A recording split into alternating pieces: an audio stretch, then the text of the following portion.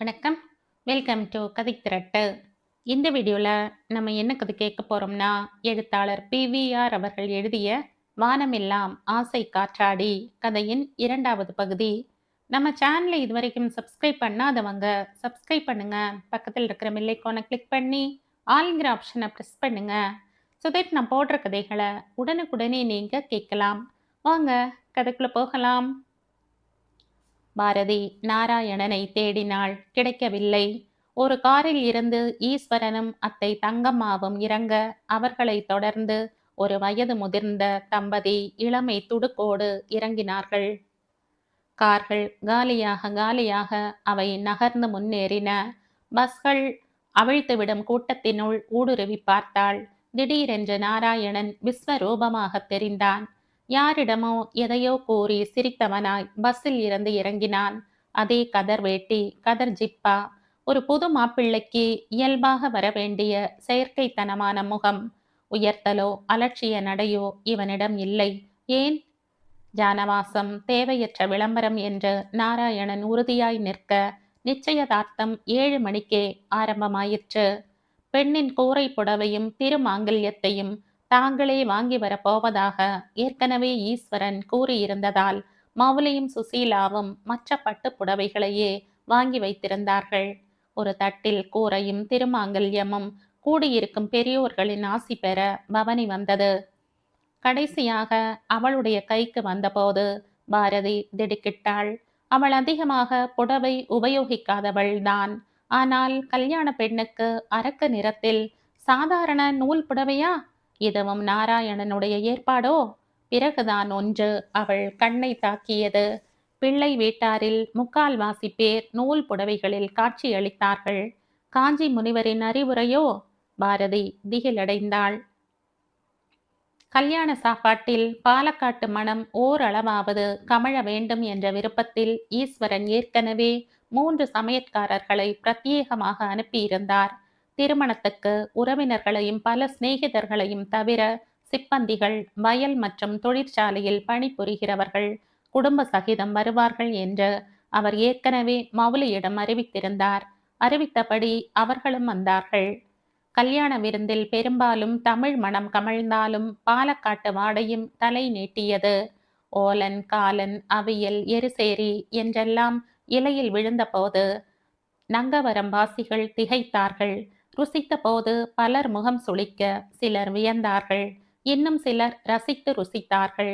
பால் அடை பிரதமன் என்னும் பாயசம் வந்தபோது எல்லோருமே ஒரு தனி உற்சாக ஒற்றுமையுடன் வரம்பு மீறினார்கள். பிற்பகல் 3 மணி அளவில் ஈஸ்வரன் மௌலியை தேடி வந்தார். என்ன ஈச்சா, ரிசப்ஷன் 6 மணிக்கே வச்சிருக்க, சரிதானே என்றார் மௌலி. ரிசப்ஷனுக்கு யாருடா வருவா? உனக்கு வேண்டப்பட்டவா தானே. இப்போ ஒரு காரையும் ஒரு பஸ்ஸையும் ஒழிச்சு மற்றதெல்லாம் புறப்பட போறது. நீ என்ன செய்கிறாய்? 4 மணிக்கு சாயை மாத்திரம் கொடுக்கறாய். போற வழியில பசிக்குமே. ஒரு 10-300 பேருக்கு தயிருஞ்சாதமும் உப்பிலிட்டதும் 5-6 அண்டா பாத்திரங்களில் போட்டுத்தா. 4 மணிக்கா? 4 மணிக்கு சாயை, 4:15க்கு அவ புறப்படுவா. எப்போ உல வச்சு அரிசியை களைஞ்சு போடுறது ஈச்சா? அது எப்படி வேகும்? இப்ப வந்து சொல்றையே. ஈஸ்வரன் சிரித்தார். அண்டா பாத்திரங்களை எல்லாம் லாரியில மடக்கி அனுப்பிடுறேன். ஏன் லாரியே வரும். கொஞ்சம் டைம் தரேன் தாயே ஈச்சா. சாதம் இப்ப நன்னா ஆறி போயாச்சுடா மௌலி. நான் கார்த்தாலேயே என் புள்ள உன் பொன் கழுத்துல தாலி கட்டுறதுக்கு முன்னாலேயே என் சமையற்காரங்கிட்ட சொல்லி வச்சேன். உப்பிலிட்டதுக்கு 100 எலுமிச்சம்பழமும் மிளகா பொடியும் வாங்க ஏற்பாடு செஞ்சேன். எனக்கு தெரியவே தெரியாத ஈச்சா? உனக்கு எப்படிடா தெரியும்? எல்லாம் நாங்க இறங்கின வீட்டு கொல்லையில நடந்தது. இப்போ உன் வேலை பஸ்ல ஏத்துறது தான். தயிர்? என்னடா மௌலி, அசமஞ்சமா ஒரு கேள்வி கேட்கறாய்? இத்தனை ஏற்பாட்டை செஞ்சவனுக்கு தயிரும் வேணும்னு தெரியாதா? நேத்தைக்கு சாயங்காலமே 20 லிட்டர் பால் வாங்க சொன்னேன். அப்புறம் இன்னொரு காரியம். என்ன ஈச்சா? வாங்கிக்கோனா வாங்கிக்கணும். நீ இப்ப என் மச்சனன் மாத்திரம் இல்லை, சம்பந்தியும் ஆயிட்டாய். கையை நீட்டு. மௌலி வாங்கி கொண்டார். பையை திறந்து பார்த்தார். கட்டுக்கட்டாக 100, 50, 20, 10 என்று ஒரே நெரிசல். சரியா எத்தனைன்னு நான் கணக்கு போடலை. உத்தேசமாத்தான் நானும் என் தம்பியும் போட்டோம். நான் தர்றது 40,000க்கும் குறைச்சல் இருக்காதுன்னு தோணித்து. மௌலியின் கண்கள் கனத்தன. ஈச்சா, ஈச்சா, இது நியாயமா எனக்கு படல. உனக்கு நியாயமா படுறத நான் செய்ய மாட்டேங்க. எது நியாயம்னு எனக்கு தோன்றதோ அதைத்தான் நான் செய்வேன். நாளைக்கு நீங்கள் எல்லாரும் எங்களோட வரேள். மத்த நாள் எங்க ஆத்துல கிரக பிரவேசம். மனசிலாச்சா? மௌலியால் தலையாட்டத்தான் முடிந்தது. முன்னொரு காலத்தில் கல்யாண செலவை இரு தரப்பினரும் பகிர்ந்து கொள்வார்களாம். ஈஸ்வரன் இன்னும் அந்த பழக்கத்தை கடைபிடிக்கிறார். மௌலிக்கு உணர்ச்சி பெருக்கில் தொண்டை அடைத்து கொண்டது. நாவில் ஒலி எழவில்லை. மறுநாள் ஒரு பஸ்ஸும் காரும் பாலக்காட்டை நோக்கி புறப்பட்டன. மௌலி, சுசீலா மற்றும் பாரதி காரில் செல்ல, பிள்ளை வீட்டார் அனைவரும் பஸ்ஸில் ஏறினார்கள். மௌலி எவ்வளவு வற்புறுத்தியும் நாராயணன் பாரதியுடன் காரில் வரவில்லை. பள்ளிப்புறம் கிராமம் கோலாகலத்தில் ஆரவாரித்தது. அதை ஒட்டினாற் போல் அமைந்த ஆதித்யபுர கிராமமும் இதில் பங்கு கொண்டது. விவாகங்கள் மூலமாக இந்த இரு கிராமங்களுக்கும் தொன்று தொட்டு உறவு உண்டு. ஒரு காலத்தில் பெரிய நிலச்சுவார்ந்தாரர்களும் வியாபாரம் மற்றும் லேவாதேவியில் பணம் ஈட்டி கொடி கட்டி பறந்தவர்களும் வாழ்ந்த கிராமங்கள். அவர்களில் பலர் இப்போது சிதிலமாகிவிட்ட வீடுகளில் பழைய பெருமைகளில் ஒடிந்து போய் பெருமூச்சு விட்டு கொண்டிருந்தார்கள். ரேஷன் கடைகளில் அரிசி வாங்க வேண்டிய நிலை. அந்த அரிசியின் செலவுக்காக பிறரிடம் கை நீட்டி வேலை செய்ய வேண்டிய நிர்பந்தம். புது தலைமுறை பெண்கள் கஷ்டத்துடன் கல்லூரியில் படித்த உடனேயே வேலை ஒன்றை தேடி பிடிக்க வேண்டிய அவசியம். ஆனால் விதி விலக்காக சில வீடுகள் இன்னும் செல்வ செழிப்பில் மின்னிக் கொண்டிருந்தன. அவற்றில் ஒன்று ஈஸ்வரனுடையது. நில சீர்திருத்தங்கள் வரும் முன்னரே 500 ஏக்கர் நிலத்தை ஒரு பெரும் கூட்டு குடும்ப பண்ணையாக மாற்றி உழவு தொழிலை ஈஸ்வரனும் அவருடைய தந்தை மற்றும் சிற்றப்பாக்கள் நேரடியாக மேற்கொண்டார்கள். பாலக்காட்டில் 3 பெட்ரோல் மற்றும் டீசல் விற்கும் நிலையங்கள், கார், லாரி, ஸ்கூட்டர் போன்ற வாகனங்களுக்கு தேவையான உதிரி பொருட்களில் வியாபாரம், ஒரு பெரிய உர உற்பத்தி நிறுவனத்தின் மாவட்ட விற்பனை உரிமை, பாலக்காடு டவுன் ரயில் நிலையத்துக்கு அருகே ஒரு பெரிய மருந்து கடை, கோவை, மதுரை மற்றும் சென்னை நகரங்களில் பல லட்சம் ரூபாய் பெருமானமுள்ள கட்டடங்கள், கடை வீதியில் சிறிதும் பெரிதுமாக 12 கடைகள். மூதாதையர் செய்து வந்த வட்டி வியாபாரம் மட்டும் இப்போது இல்லை. ஈஸ்வரனுடைய 3 தம்பிகளும் அவர்களின் சில பிள்ளைகளும் நாராயணனுமாக சாம்ராஜ்யத்தை நடத்தி வந்தார்கள். மகாலட்சுமி முகமெல்லாம் பிரகாசிக்க நர்த்தனமாடினாள். ஈஸ்வரன் எதை தொட்டாலும் அது பொன்னாயிற்று. கிராமத்தில் பல குடும்பங்கள் அவரிடம் பணியாற்றி திருப்தியாக ஜீவனம் நடத்தின. ஏழை பணக்காரன் என்ற பாகுபாட்டை சிறு வயதில் இருந்தே அவர் உணர்ந்து அறியாத காரணத்தால் கிராம மக்கள் அனைவருமே அவர் மீதும் அவர் குடும்பத்தின் மீதும் தனி அன்பு, மரியாதை, மதிப்பு காட்டினார்கள். இப்போது ஈஸ்வரனுடைய பிள்ளை நாராயணனுக்கு கல்யாணம் என்று வந்தபோது கிராமமே ஒன்றாக எழுந்து நங்கவரம் சென்று திரும்பியது. கிரக பிரவேசத்துக்கான ஏற்பாடுகளை செய்வதிலும் தீவிரமாக ஈடுபட்டது. ஈஸ்வரனுடைய 3 தம்பிகளில் கடைசி தம்பி சகஸ்ரம் தன் வீட்டை பெண் வீட்டார் தங்குவதற்காக தயார் செய்தான். அவனுக்கு அடுத்தவன் கோவிந்தன் விருந்துக்கான ஏற்பாடுகளில் முனைந்தான். ஈஸ்வரனுடைய முதல் தம்பி சிவராமன் கிரக பிரவேச வீட்டை தூய்மைப்படுத்துவதில் இறங்கினான். பஸ்ஸும் காரும் பள்ளிபுரம் கிராமத்தை அடைந்த போது இரவு மணி 8. டே மௌலி, எங்க ஆத்துக்குள்ள போகாத, என்ன அவசரம் உனக்கு என்றார்.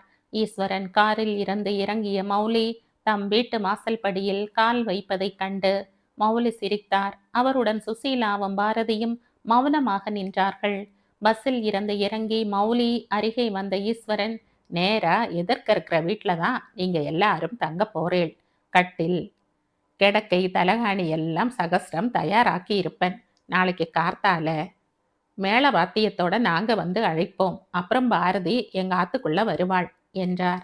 சரி ஈச்சா, ஆருக்கு குளிக்கணுமோ அவங்க குளியுங்கோ, குளிக்காதவா கை கால் அலம்பிக்கோங்கோ. இன்னும் அரை மணிக்கூரில் இலை போட சொல்றேன். மீண்டும் சரி ஈச்சா என்றார் மௌலி. நீ என்னோட மச்சினன் தான், எப்ப வேணும்னாலும் இந்த ஆத்துல பிரவேசிக்கலாம். ஆனா இன்னைக்கு என்னோட சம்மந்தி, அதனால இந்த சம்பிரதாயம் கிட்டையா?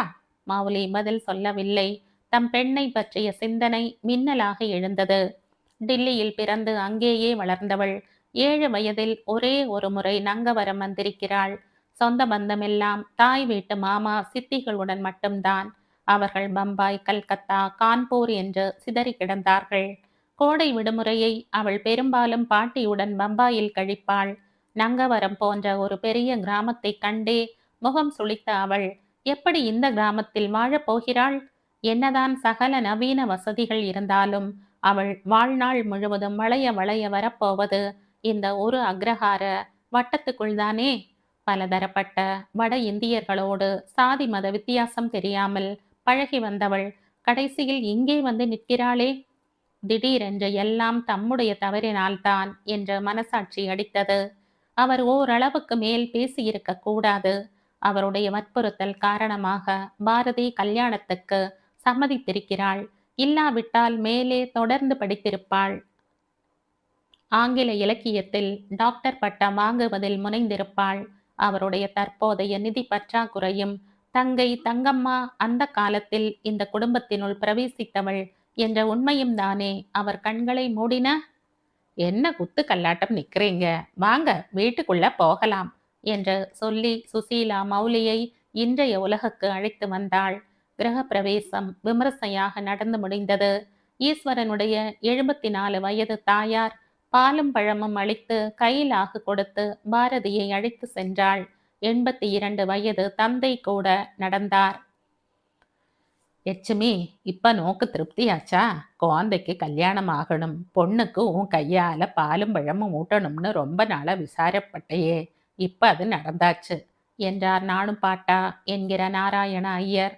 நீங்க மாத்திரம் ஈசி சேர்ல உட்காந்து உட்காந்து எப்படி லட்சுமி நம்ம குழந்தை ஒரு பொண்ணு கழுத்துல தாலி கட்டுவான்னு ஏங்கலையாக்கும். இதுல ஒரு அதிசயத்தை பார்த்தியா? அது என்ன பெரிய அதிசயம்? புள்ள ஈச்சாவுக்கு ஒருத்தி நங்கவரத்துல இருந்து வந்திருக்கா. அந்த மண்ணோட அதிர்ஷ்டமா? நோக்கு தெரியாது, சும்மா தொணக்காதைக்க இருங்கோ. பாரதியின் வாயில் இன்னும் பாலின் சுவை தவழ்ந்து கொண்டிருந்தது. சுவையே ஆனாலும் அகற்றிவிட வேண்டும் என்று நான் துடித்தது. இந்த கூட்டத்தில் இருந்து எப்படி அவளால் வெளியேறி வாய் கொப்பளிக்க முடியும்? மாமனார், மாமியார், நாராயணனுடைய சித்தப்பாக்கள், சித்திகள், இன்னும் ஊரிலே பல உறவினர்கள் அவளை சுற்றி குழுமி இருக்கும்போது அவள் மெல்ல நழுவி போகவும் முடியாதே. வேறு வழி தெரியாமல் சகித்து கொண்டாள். தம்பதியை மணையில் உட்கார வைத்தார்கள். நாராயணன் வெகு அருகே இடிக்காத தோஷமாக உட்கார்ந்திருந்தும் அவன் தொலை தூரத்துக்கு போய்விட்டதான பிரம்மை பாரதிக்கு ஏற்பட்டது. அவன் இதுவரையில் அவளுடைய கண்களை சந்திக்கவில்லை. ஏன் அம்மாவின் வற்புறுத்தலின் பேரில் 3 முடிச்சு போட்டு விட்டானா? நங்கவரத்துக்கு பெண் பார்க்க வந்தபோது தனக்கு இந்த கல்யாணத்தில் விருப்பம் இல்லை என்றான். அதற்கான காரணங்களையும் கூறினான். தன் பொருட்டுத்தான் அவன் அப்படி பேசினான் என்று அவள் நினைத்துத்தானே அவளே தான் கொண்டிருந்த முடிவை மாற்றிக்கொண்டாள். அவன் மீது திடீரென்று எழுந்த மதிப்பு, மரியாதை, அபிமானம் எல்லாம் தானே முடிவை மாற்ற வைத்தது. அதன் பிறகு மெல்ல அவளுடைய மனமும் அவன் பால் வயப்படத் தொடங்கியதே. இப்போது நாராயணன் அலட்சியமாக பாராமுகமாக இருக்கிறான். ஏன் புரியவில்லை. திடீரென்று உள்ளுக்குள் கோபம்தான் வீசியது. அவள் டில்லியில் வளர்ந்தவள், எம்ஃபில் படித்தவள். தூக்கி எறிந்து பேசுவதில் அவளை மிஞ்சுபவர் கிடையாது. நாராயணன் அலட்சியமாக இருந்தால் அதற்கும் மேலாக அவளால் அலட்சியமாக இருக்க முடியும். திடீரென்று மாமனார் ஈஸ்வரனுடைய குரல் கேட்டது. பொன்னே, பாரதி எழுந்திரு, 2 பேரும் சபைக்கு நமஸ்காரம் பண்ணுங்கோ. பாரதி எழுந்தாள். இருவரும் நமஸ்கரித்தார்கள். மீண்டும் உட்கார்ந்தார்கள். பெண்கள் கூட்டம் அவளுக்கு அருகே இருந்தது. அவர்கள் தாழ்ந்த குரலில் பேசிக்கொண்டாலும் அவள் காதில் வார்த்தைகள் விழுந்தன. டில்லியில படிச்சவளாச்சே, அதான் எதுவும் பிடிக்கலைன்னு மூஞ்சியை மர நாயாட்டம் வச்சுண்டு இருக்கா. இத்தைக்கு சகசிரம் ஆத்துக்கு போனேன்டி. அப்பத்தான் அவ குளிக்க பாத்ரூம் போனா. கழுத்துக்கு கீழே தலைமயிர் இல்ல. பொய்யிடி, தலைவாரி பின்னின் இருக்காளேடி. சவரி இருந்தா மொட்டை பாட்டியும் பின்னி பூ சூட்டிக்கலாம்டி. அபத்தமா பேசாத சொர்ணம். நெளிச்சு பேசாதடி, அவ காதுல விழ போறது. இல்லாததையா சொல்ற? இன்னும் குரல தாழ்த்திடி. நாராயணனுக்கு நல்ல பெண்டாட்டியா அமைவான்னு நேக்கு தோணல. அவன் சொன்னபடி இவ கேட்கலேனா இவளுக்கு தான் கஷ்டம். டி, அவன் நம்ம பக்கம் பாக்கறா. உனக்கு இங்கிலீஷ் வரலேன்னா அவகிட்ட போடி. மூக்கு குத்திக்கலை கண்டையா? எச்சிமி பாட்டி 2 மூக்கையும் குத்திக்க சொல்லுவாடி. பாரதியால் அந்த இடத்தில் எதுவும் செய்ய முடியவில்லை. மௌனமான கோபம் கட்டி போட்டது. முதல் இரவு. பாரதி, நான் உன்கிட்ட கொஞ்சம் பேசணும். அத்தையாகவும் மாமியாராகவும் இருக்கும் தங்கம்மா அவள் அருகே வந்தாள். சொல்லுங்க அத்தை. நீ 990ல இந்த பாலக்காட்டுக்கு வந்திருக்க. நான் 56ல 19 வயசுல பிஎஸ்சி கடைசி பரீட்சை எழுதின கையோட இங்க வந்தவள். அப்ப நான் பச்சை மண். கண்ணை கட்டி காட்டுல விட்ட மாதிரி இருந்தது. இங்க பேசுற தமிழே புரியல. நீட்டு இழுத்து முழக்கி பேசுறத கேட்கறப்ப சிரிக்க தைரியம் இல்ல, அழ தெரியல. யார் யாரெல்லாமோ வருவா, சொந்தம் கொண்டாடுவா. கையையும் கழுத்தையும் காதையும் பிடிச்சு இழுத்து பாப்பா. வளையலும் சங்கிலியும் வைரமும் உண்மையா போலியான்னு வார்த்தையை வெளியே கொட்டாம கேட்பா. அழுக வரும். அம்மா அப்பாவை அவமானப்படுத்துறானேன்னு ஆத்திரம் வரும். ஆனா என்ன செய்ய? மாமனார் மாமியார் சாந்த சுரூபிகள். கட்டின புருஷன், அவரை பத்தி சொல்லவே வேண்டாம். சகல சுதந்திரத்தையும் கொடுத்தார். ஆனா நின்னு பேச டைம் கிடையாது. பம்பரம் அவர்கிட்ட தோத்து போகும். எப்பவும் ஓட்டம். இதை விடு. சாப்பாடு வடிக்கிற சாதத்துல தான் தேங்காய் இருக்காது. மற்ற எல்லாத்துலேயும் ஒரே தேங்காய் மயம். அப்புறம் இன்னொன்று சாம்பார் மட்டும்தான், ரசம் இராது. நான் தினமும் டம்ளர்ல ரசத்தை விட்டு குடிச்சு பழகினவள். மிளகூட்டல்னு ஒரு வகை குழம்பு. பொரிச்ச கூட்டுன்னு முதல்ல நினைச்சேன். ஒரே தேங்காயும் 4-5 வகை காய்களையும் போட்ட ஒரு கதம்பம். ஜீரகமும் வரட்டு மிளகாயும் தேங்காய் பூவில் கலந்து அரைச்சு கொட்டி தேங்காய் எண்ணெயில் தாளிச்சு ஒரு சின்ன கருவேப்பிலையை போட்டு கச்சட்டியில தயார் பண்ற விஷயம் என்னால வாயில வைக்க முடியல. என் மாமியார் புரிஞ்சுண்டா. தங்கம்மா, நீ உனக்கு பிடிச்சத தனியா சமைச்சுக்கோன்னா. இந்த தாராளத்துல கொஞ்ச நாள் சமைச்சுண்டேன். ஆனா நாள் ஆக ஆக இப்படி செய்யறது சரியில்லைன்னு பட்டது. மெல்ல மெல்ல மிளகூட்டல், எரிசேரி, காலன், ஓலன் இத்தியாதிகளின் ருசிக்கு என்ன பழக்கி கொண்டேன். பாரதி வாய் திறவாமல் அத்தையின் சுயபுராணத்தை கேட்டு அலுத்து போனாள். இதெல்லாம் இப்ப நான் என்ன சொல்ல வர்றேன்னு யோசிக்கிறையா பாரதி? பின்னணி புரிஞ்சாதான் நீ முன்னணியில நிக்க முடியும். இன்னைக்கு கார்த்தால சில பெண்கள் உன்னை பத்தி விமர்சனம் பண்ணா. என் காதல விழுந்தது. ஆனா ஒண்ணு, மனசுல பட்டதை படார் படார்னு சொல்றது இந்த ஊர் குணம். ஆனா யார் மனசுலுமே வெறுப்போ விரோதமோ இல்லை. அவங்களே நாளைக்கு உன்னை தேடிண்டு ஸ்நேகமாக்கிக்க வருவாங்க. அவங்க சொன்னதையெல்லாம் நீ உன் மனசுல ஒட்ட வச்சுண்டு பாராமுகமா இருந்துடாத. சரியத்த. அப்புறம் இன்னொரு முக்கியமான விஷயம். சொல்லுங்கத்த. நாராயணன் யாருகிட்டையுமே அதிகம் பேச மாட்டான். ஊர்ல மற்றவங்களோட உட்கார்ந்து வம்பு பேசுறது, அரட்டை அடிக்கிறது இதெல்லாம் தெரியாதவன். அவன் கவனம் எப்பவும் நிலத்திலும் தோட்டத்திலும் விவசாய ஆராய்ச்சியிலையும் நிலைச்சிருக்கும். சர்க்கார் நியமிச்சிருக்கிற எத்தனையோ கமிட்டிகள்ல மெம்பர், விவசாயிகள் சங்கத்துல செக்ரட்டரி, எல்லாம் புதுமாப்பிள்ளை மாதிரி அவன் உங்ககிட்ட நடந்து கொள்ளலேன்னா அதை தப்பா எடுத்துக்காத. சரியத்த. ஆமா, நீங்க மட்டும் எப்படி பாலக்காட்டு வாடை இல்லாம இப்ப என்கிட்ட பேசுறீங்க? தங்கம்மா சிரித்தாள். ஏன் பிறந்த ஊரு நங்கவரம். அங்க பேசின தமிழை இப்போ உன் கூட பேச எனக்கு சான்ஸ் இருக்கிறப்ப அதை நழுவ விடுவனா? ஆனா நானே நாளைக்கு மத்தவா கிட்ட எப்படி பேசுறேன்னு பாரு. ஏற்கனவே பார்த்தாச்சு அத்தை. இங்க எல்லாருமே நல்லவா. என் ஓர்படிகள் எல்லாருமே தங்கங்கள். நீயும் நல்லவள். குடும்பத்தோடு இணைஞ்சு போகிறவள்னு பேர் வாங்கணும். சரியத்த. டமாரம் கொட்டி இந்த சாந்தி முகூர்த்தத்தை அம்பலப்படுத்த நாராயணன் விரும்பல. அதான் சாயங்காலம் ஊர்க்கூட்டம் வரலை. சரிவா, வெளியே போகலாம். வெளியே வந்ததும் மூத்த ஓரகத்தி சிரித்தாள். என்ன மணி, ஃபர்ஸ்ட் நைட்டுக்கு மாட்டு பொண்ணுக்கு டியூஷனா? பேசாம இரேன் கமலம். பாரதியை மாடிப்படி வாயிலில் விட்டுவிட்டு தங்கம்மா சென்றாள். பாரதி மெல்ல மெல்ல கால் வைத்து படி ஏறினாள். அறை வாயிலில் நின்றபோது அறை பெரிதாக, ஆனால் மங்கலான வெளிச்சத்தில் உறைந்திருப்பதைக் கண்டாள். நட்ட நடுவே ஒரு பெரிய இரட்டை கட்டில். கட்டிலை தாண்டி சுவரோரமாய் ஜன்னலுக்கு கீழே ஒரு பெரிய மேஜை. மேஜை மேல் கேள்விக்குறி அமைப்பில் ஒரு விளக்கு பிரகாசமாய் எரிந்து கொண்டிருந்தது. நாற்காலியில் உட்கார்ந்து நாராயணன் ஏதோ எழுதி கொண்டிருந்தான். அவள் அறையினுள் பிரவேசித்து ஓரிரு நிமிடங்கள் நின்றாள். தூக்கம் வரவில்லை என்றாலும் கட்டிலில் அவன் இல்லாமல் உட்காரவோ படுக்கவோ தோன்றவில்லை. மெல்ல அவன் அருகே சென்றாள். அவள் மிகவும் நெருங்கி வந்த பிறகுதான் நாராயணன் உட்கார்ந்து கொண்டான். எழுதுவதை நிறுத்திவிட்டு, பாரதி, நான் இந்த ரிப்போர்ட்டை விடியறதுக்குள்ள முடிச்சு தீர்த்தாகணும். கார்த்தால ஐலண்ட் எக்ஸ்பிரஸ்ல இதை எடுத்துண்டு எர்ணாகுளம் போய் ஆகணும். நீ தூங்கிக்கோ. கொஞ்சம் கொசு கடிக்கும். உனக்கு கொசுவலையை எடுத்து தர சொல்லிட்டு வண்டி ஏறேன். வேணும்னா ஃபேனை போட்டுக்கோ. சரி என்றாள் பாரதி. என்ன எத்து தரிக்காத பாரதி?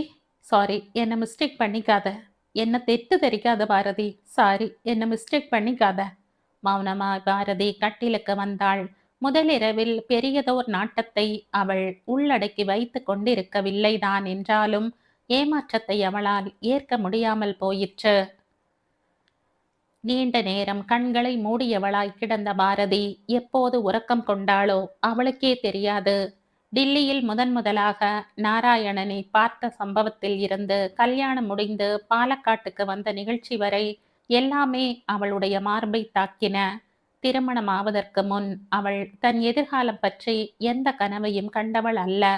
தானும் ஒரு நாள் இல்லாவிட்டால் ஒரு நாள் அம்மாவைப் போல, பாட்டியைப் போல, அவளுக்கு முன்னால் தோன்றியவர்களைப் போல தாம்பத்திய வாழ்க்கையில் இறங்கப் போகிறவள்தான் என்ற எண்ணம் எப்போதாவது லேசாக மனதில் இழையோடும். ஆனால் திடீரென்று ஒரு அதி தீவிர வேகத்துடன் எதிர்பாரா விபத்து நிகழ்வது போல தாம்பத்திய வாழ்க்கை தொடங்கிவிட்டது. இந்த பாதை ஆரம்பித்ததுதான். திரும்பி செல்லவோ வேறு திசையில் செல்லவோ வழி இல்லை. அத்தை தங்கம்மா தான் ஒரு முன் உதாரணம் என்று சொல்லி அவளை தேற்ற பார்க்கிறாள்.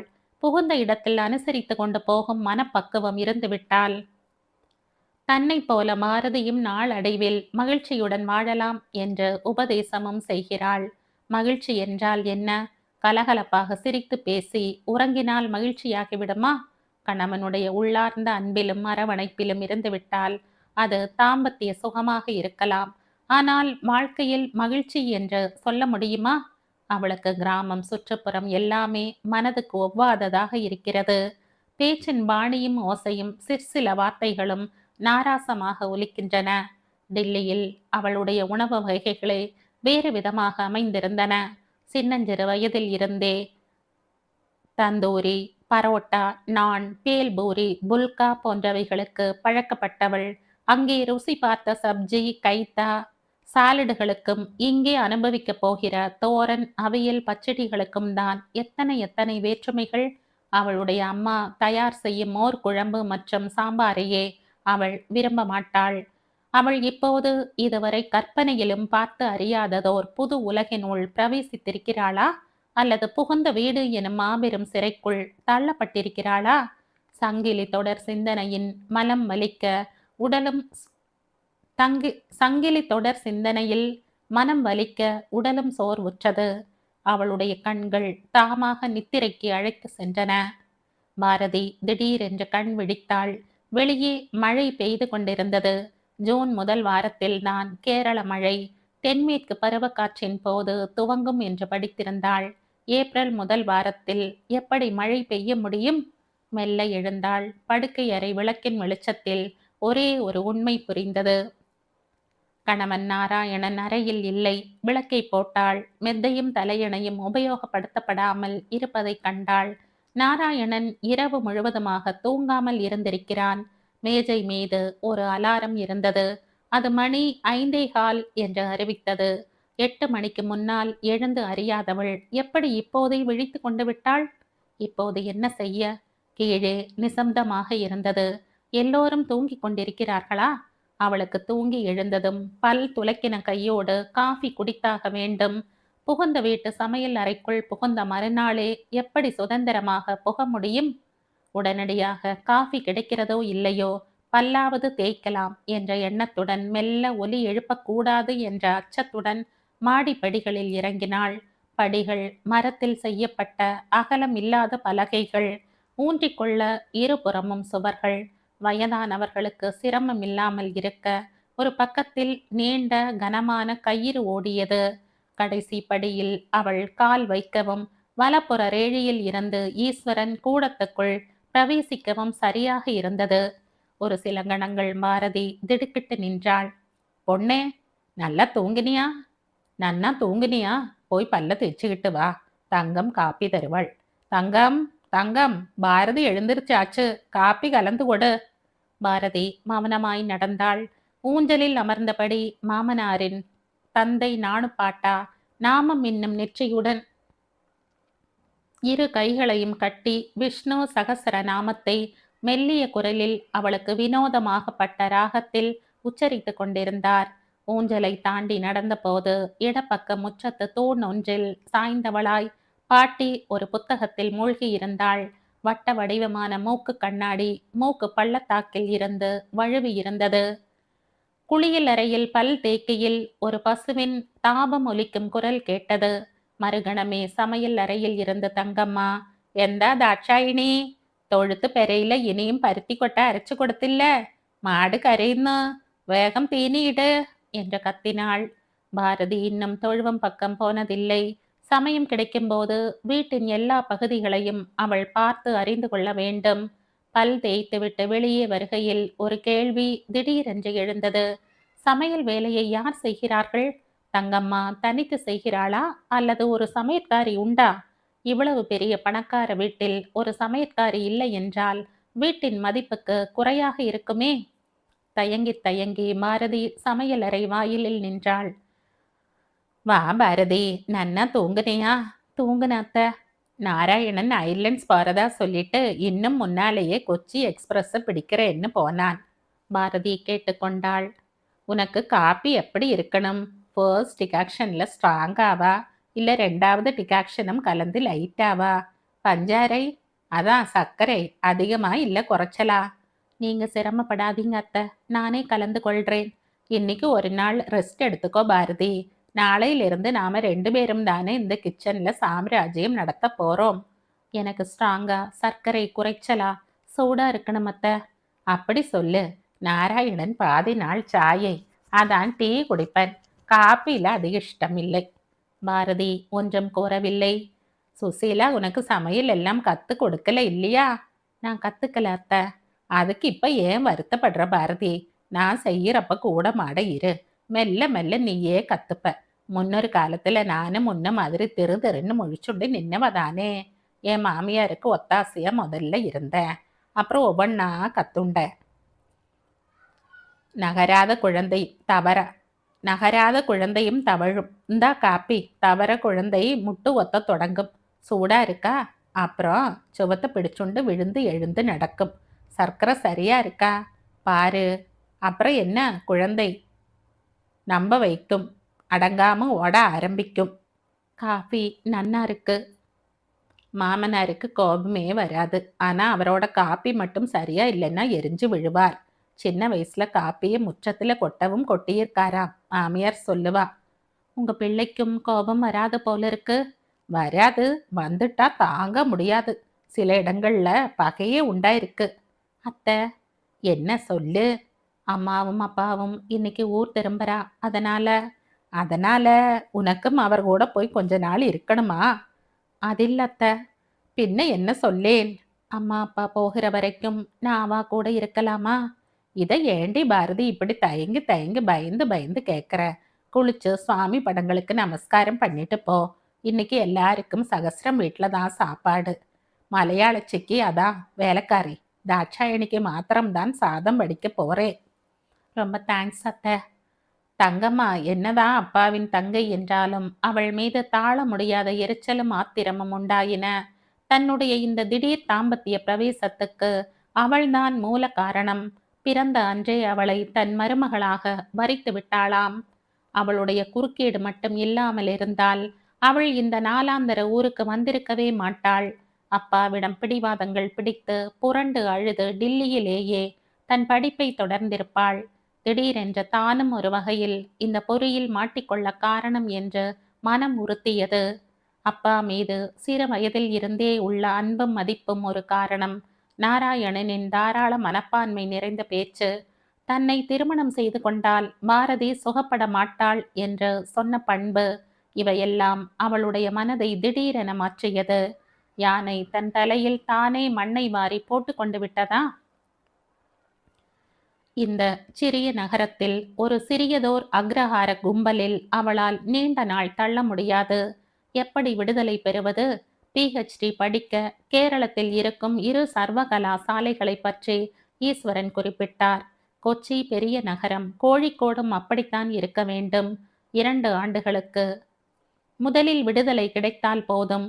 அதன் பிறகு வாழ்க்கையின் திசையை எப்படி மாற்றிக்கொள்வது என்று தீர்மானிப்பாள். அவளுடைய மேற்படிப்புக்கு மாமனாரும் அத்தையும் அங்கீகாரம் கொடுத்தால் போதுமா? நாராயணன் என்ன சொல்வான்? அவனுடைய முடிவு எத்தகையதாக இருக்கும்? அனுமதி மறுத்தால்? எதிர்ப்பதா? எதிர்த்தால் விளைவுகள்? சிந்தனையின் ஊடே அவள் சகஸ்ரம் வீட்டை நோக்கி நடந்தாள். அவள் கொஞ்ச நாட்களுக்கு தன் சுயரூபத்தை மறைத்து கொள்ள வேண்டும். விட்டெறிந்து பேசும் சுபாவத்தை அடக்கிக் கொள்ள வேண்டும். தன் மனதில் என்ன இருக்கிறது என்பதை பிறர் அறியாமல் இருக்க அவள் நடித்தே ஆக வேண்டும். இனிமேல் நடிப்பு, நடிப்பு, நடிப்புதான். ஆங்கில இலக்கியத்தில் PhD, டில்லி வாழ்க்கை, இவைதான் இனி அவளுடைய குறிக்கோள்கள்.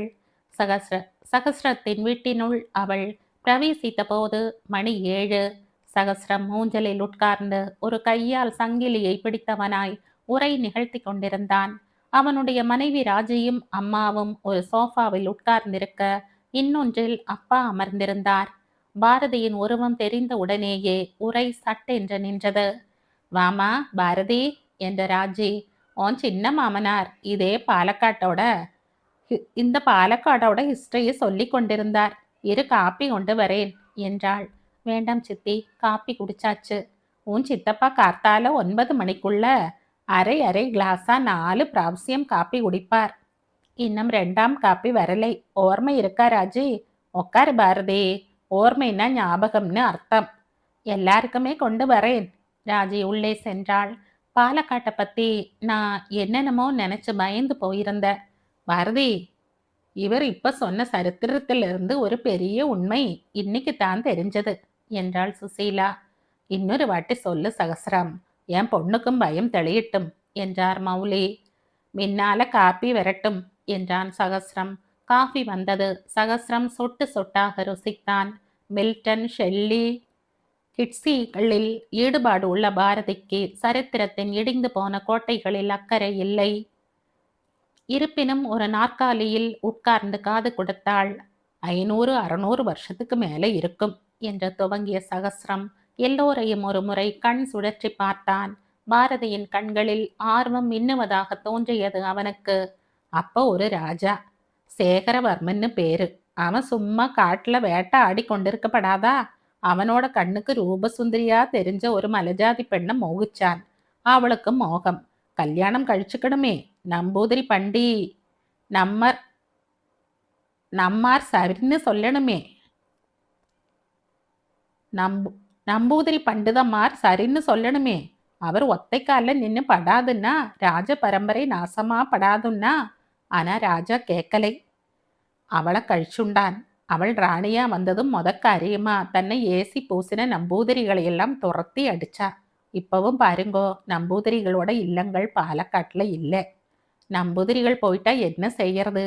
ராணிக்கு பக்தி அதிகம். பூஜை புனஸ்காரம் எல்லாம் உண்டு. ராஜாவுக்கும் வேத சாஸ்திரங்கள் பண்டிதர்கள் இருந்தாகணும்னு தோணித்து. என்ன செய்தான் தெரியுமா? கும்பகோணம், ஆயவரம் மாதிரி உள்ள ஊர்கள்ல இருந்து வேதம் படிச்ச பிராமணர்களை வரவழைச்சான். நிலம் கொடுத்தான், வீடு கொடுத்தான். வந்தவா ஒரு அக்ரஹாரத்தை உண்டாக்கினா. ராஜா சேகரவர்மா பேர்ல மின்னால முளைச்ச அக்ரஹாரம். அதான் சேகரிபுரம். அப்புறம் என்ன, மெல்ல மெல்ல திருச்சி தஞ்சாவூர்ல இருந்து க்ஷீணிச்சு போனவாளும் வியாபாரம் செஞ்சு 4 காசு சம்பாதிச்சு பழைக்கலாங்கிற ஆசை உள்ளவாளும் குடும்பமா மூட்டம் முடிச்சோட வர தொடங்கினா. கோயம்புத்தூர் வழியா வர சாத்தியம் இல்லை. வாளையார்காடு தடுத்தது. பயங்கரமான காடு. அதனால திண்டுக்கல், பழனி, பொள்ளாச்சி வழியா வந்தா. கூடவே செட்டிமார்களும் சட்டிபானம் உண்டாக்கிக்கிற குசவன்மார்களும் வர தொடங்கினா. வர குடும்பங்கள் வழியில சின்ன சின்ன அக்ரஹாரங்களை அமைச்சுண்டதோ. அதாவது சித்தூர், நெம்மாறை, அயலூர், ஆலத்தூர், பெருங்குளம்னு நிறைய கிராமங்கள். ஹிஸ்டரியை படிச்சா இன்னும் ஒன்று தெரியும். விஜயநகர சாம்ராஜ்யம் அழிஞ்சு பாமினி சுல்தான்கள் வந்தப்ப வடார்காடு, காஞ்சிபுரம் போல உள்ள ஊர்கள்ல இருந்தும் பிராமணாள் வர தொடங்கினா. பாலக்காட்டுல முன்னால 96 பிராமண கிராமங்கள் இருந்தது. கழுத தேஞ்ச கட்டெரும்பு ஆன மாதிரி இப்ப 18 தான் இருக்கு. எல்லா கிராமங்களையும் நீங்க சுத்தி பார்த்தா ஒரு விசேஷம் தெரியும். தஞ்சாவூர், திருச்சிராப்பள்ளி, மதுரை ஜில்லாக்கள்ல தங்களோட கிராமங்கள்ல இருந்தப்ப என்ன இஷ்ட தெய்வம் இருக்கிறதோ அதே தெய்வத்தை தான் இங்கேயும் பிரதிஷ்டை பண்ணி கோயில் கட்டினா. வைத்தீஸ்வரன் கோயில்ல இருந்து வந்தவா இப்ப இருக்கிற கிராமம்தான் வைத்தியநாதன். குமரபுரத்துல கண்ட கண்பதியான், சொக்கநாதபுரத்தில் மீனாட்சி சுந்தரேஸ்வரர், ஷிப்ரத்தி நூரணி திருநல்லாய், லக்ஷ்மி கோவிந்தராஜபுரம், எங்க ஊரு பள்ளிபுரம் எல்லாமே 18ல் அடங்கும். தமிழ்நாட்டில் இல்லாத இன்னொரு மகா பெரிய விசேஷம் என்ன தெரியுமா? இங்க ஹரியும் ஹரனும் ஒண்ணுதான். நாங்க நாமம் போடுறவா. இது மாதிரி எத்தனையோ கிராமங்கள்ல நாமம் போடுறவா உண்டு. சேகரிபுரத்துல சந்தன கீத்து, கல்பாத்தி, குமரபுரம், சாத்தபுரத்துல விபூதி. ஆனா எங்களுக்குள்ள ஐயர் ஐயங்காருங்கிற வித்தியாசம் இல்லை. என்ன சொல்றாய் மௌலி? நீ நங்கபுரம் விபூதி, உன் தங்கை அதான் என் அண்ணி தங்கம் ஆவும். தோ ஓம் பொன் பாரதியும் இந்த ஊர் பொண்களா வந்திருக்கா. இது ஒரு சரித்திர ஆராய்ச்சிக்காரன் எழுதியிருக்கான். 200 வருஷத்துக்கு முன்னால பேருக்கு பின்னால ஐயர் ஐயங்கார்னு போட்டுக்கலையாம். இன்னைக்கும் ஸ்ரீனிவாச சர்மா, ஸ்ரீனிவாச தீட்சித் அப்படின்னு எல்லாம் வைஷ்ணவாளோட பேர் இருக்கு. வேணும்னா ஸ்ரீரங்கம் போய் பாரு. மௌலி சிரித்தார். வேதம் சொல்றதுக்கு வந்தவங்க எப்படி எப்படியெல்லாம் ஆயிட்டாங்க சகஸ்ரம். ஆறு சொன்னா இப்ப வேத கோஷம் இல்லைன்னு? கல்பாத்திக்கு போய் பாரு. அங்க வேத பாராயணத்தை மாசக்கணக்கா நடத்திப்பட்டு கிராமம் கிராமமா வேதம் சொல்றவா போவா. நிறைய பேர் வியாபாரம் செய்யறாங்க. என்ன தப்பு? தஞ்சாவூர்ல இருந்து எல்லா தரப்பட்ட மனுஷாலும் வந்தா.